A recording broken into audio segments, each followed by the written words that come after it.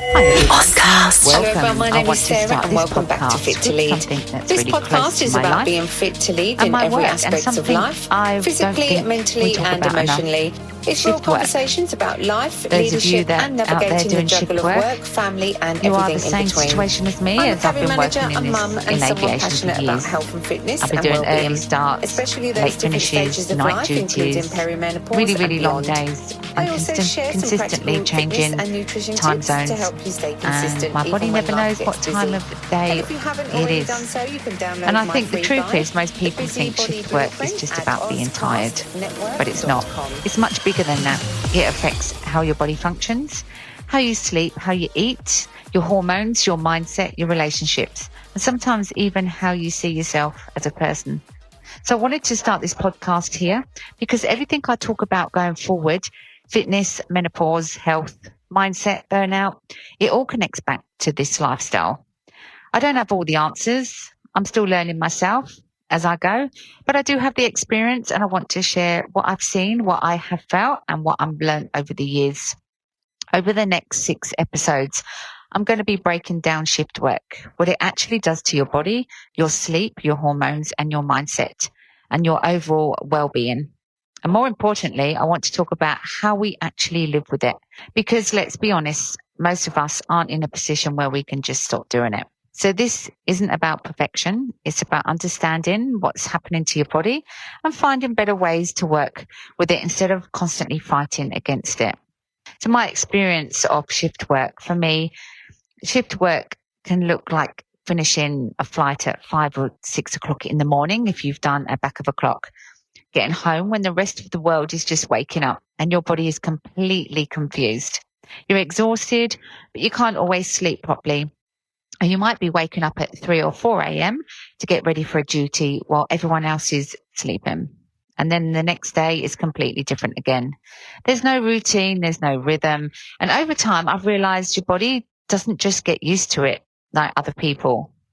It adapts, but it also pays a price. You can feel fine one day and completely flat the next. And sometimes you don't even know why. What I have learned though over the years is that our bodies are actually designed around a rhythm. Sleep, digestion, hormones, energy, everything runs in cycles. And shift work disrupts all of that.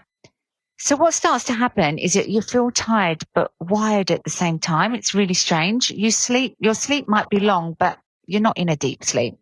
Your energy during the day can feel unpredictable. You might crave different foods than usual. And your motivation, it comes and goes in waves. And I don't think most people are really told this when they start this kind of work. We've just accepted to adapt, I guess, to push through, to get on with it. But your body is constantly trying to fight it. And it just takes all your energy up. What really surprised me the most over the years wasn't just a physical tiredness. It was my emotional side. There are days where you can feel really flat or overwhelmed or not quite like yourself. And I can't explain why. And when you're doing this job, you still have to show up and smile and be professional for everybody. Look at other people. You just learn. You just keep going. You just keep pushing forward. But internally, it can feel like you're running on empty. And I've spoken to other crew about this, and a lot of them feel all the same way. There's a sense that you're always recovering from something. You're recovering from a flight, you're recovering from a night duty, you're recovering from fatigue. And sometimes you don't feel like you ever fully catch up. I find when you're back to back flying or shift work, whatever profession that you're in that does shift work, your days off are just spent recovering from what you've just done. So you're just constantly going around in circles. And then on top of that, you can add the hormones into the mix. For us women, everything becomes more complex because we often talk about menopause as it just starts at a certain age. But the reality is the hormone changes, they don't have any rules. When does perimenopause start? No one's actually got the answer. We always think you turn 50, I'm in perimenopause. But actually doing research and going through this myself, there's actually no hard data of when perimenopause starts. You could be starting perimenopause in your 20s and you don't know. Doesn't mean that you will really understand what's going on. Nobody actually knows. There's no answers when it comes to menopause. So through your hormone changes or your mood changes, you just don't know what's going on inside your body. Perimenopause, stress hormones, cortisol levels can affect people at very different stages of life. You could be in your 20s, your 30s, your 40s, or your 50s, like I said, and still experience hormone changes that impact your mood, your sleep, and your energy to your body. And when you combine that with shift work, it can feel like your body is constantly trying to keep up. That's something I don't think we talk about enough in this industry. What I have learned that does help me, though, I want to be really honest with you here. I don't have a perfect system. I'm still figuring it out myself at 51 years old. And there are a few things I've learned that help me personally. Not flicking through social media, looking at all the personal trainers, training people, telling you that you will have the perfect body. Some of these trainers, they don't understand hormones. If we don't understand hormone ourselves as women, as perimenopause, how is a personal trainer going to understand hormone changes and shift changes? It really is working it out yourself and finding what works for you. Yes, you can have a trainer there. I'm very passionate about training, and I am, as you know, a personal trainer myself. And I'm not saying it's a bad thing. But what I'm saying is people full of all of this information that you are going to change your body because you're going to be training and eating this, that, and the other and being on really low calories. Yes, that is true. But when you're working shift work, does this help you when you're working with your sleep and your fatigue? No, it doesn't. So you really have is trial and error. And this is why I want to be completely honest with you guys, because I am living it. I'm living proof. Like I say, I don't have the answers for you, and your body is completely different to mine. So I'm not going to sit here giving you advice that you are going to come good. I'm just want to share my experience with you. One thing, though, I have learned is to stop expecting perfection, because doing the shift work role is sometimes I'm too tired. I'm too tired to go and train. And any trainer would tell you, oh, you just need to push through. Well, you could actually be reversing everything that you've worked on by pushing through, because your body is physically exhausted. You've just done a night shift. Yes, it's nice. You need to keep yourself moving. But realistically, all you're doing is putting more stress on your body, and you're not getting the results at the end. So you really need to listen to your body, and all the will in the world with the best structure that you have. I like to think that my life is pretty structured with my food and my training. However, with my job I do, it can be thrown out. You know, it doesn't mean anything. This week is great. Next week may not. So last week I got to train once, literally got to train once because I was so flat out busy. I literally did not have time. By the time I finished work, my body was completely exhausted. But I got more results by training just once, watching what I eat and keeping on track than I did pushing myself to be training 6 days a week in a gym. So there's no perfect routine in shift work, unfortunately. So instead, you need to focus on recovery, which, like I've just said, is what I have done. And you find that you get better results out of focusing on your recovery and what you're doing in those times that you're not training. I tried to listen to my body more than I've ever done. I found nothing was really working for me. And as you know, if you've listened to previous podcasts of mine, you will know that I have had a few hurdles in the way that I've had to conquer myself. But that's just been a personal thing. Now I am experiencing menopause, which is completely different. And I will just reflect on what I have spoken about previously. If you haven't listened, I have just gone through a total shift change. And all of a sudden, it is as if somebody's walked into the room and switched off a light switch. Cannot explain it to you. Don't know how to explain how I feel and what's happened to my body, but it's just happened. And I have been consistent with my training and my food for the last, say, 12 years. So nothing really has changed for me, but it's just a light switch that's switched off. And that's because my body is changing and I do have to adapt. And that means I have to find a new routine and a new structure that works for me and me only. So I'm not saying to you, ignore everything all the trainers say to you and, you know, you don't have to eat healthy and you don't have to train. That's not what I'm saying. You absolutely do need to look after yourself, and even more now. But it just doesn't revolve around training and food.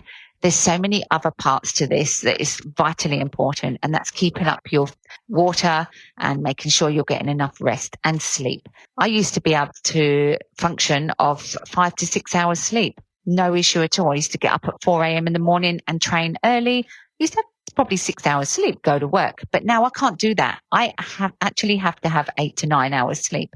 My body has changed. It needs more rest. It needs more sleep. And I've had to adapt with that.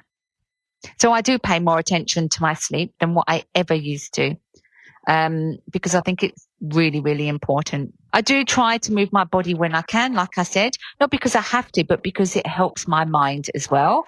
So after those long days, sometimes I just need to go for a walk or go to my group sessions like I do, because I just feel that helps me.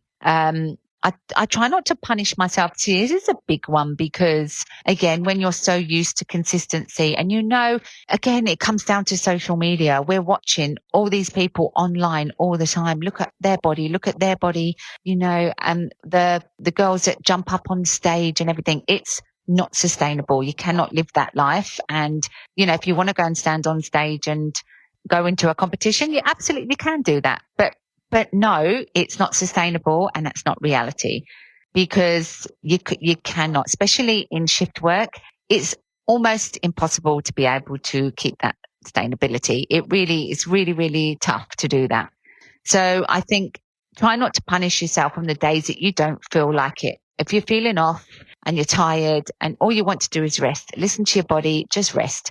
You can control other ways of keeping yourself healthy. Like I said, staying away from your sweet treats and things like that, and just making sure you've got consistency in your nutrition.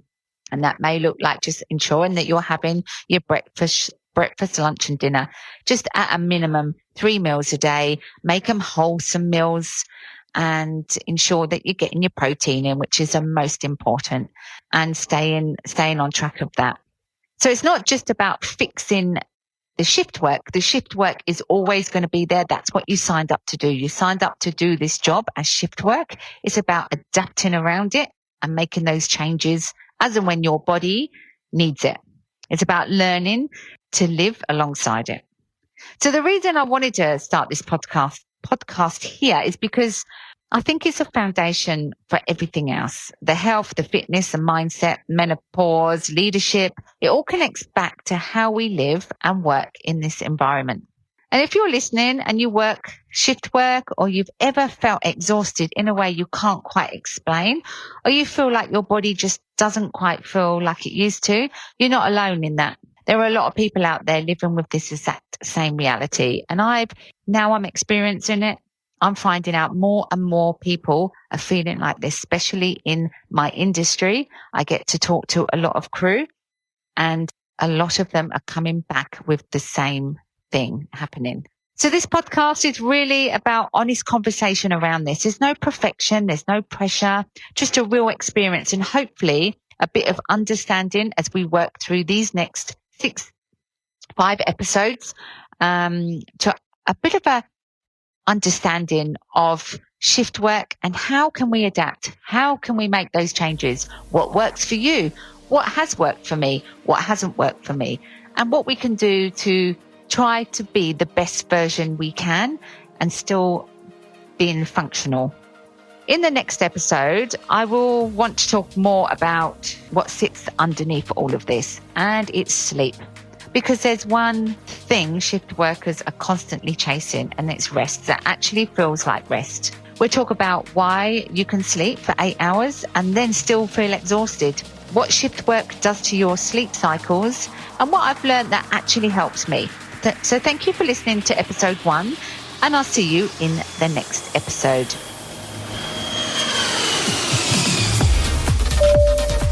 Thank you so much for listening to Fit to Lead. I hope today's episode reminded you that no matter what season of life you're in, you are capable of leading yourself forward one step at a time.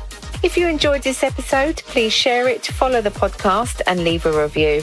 And don't forget, you can download my free guide, The Busybody Blueprint, at ozcastnetwork.com. Until next time, take care of yourself, stay strong and keep leading with purpose.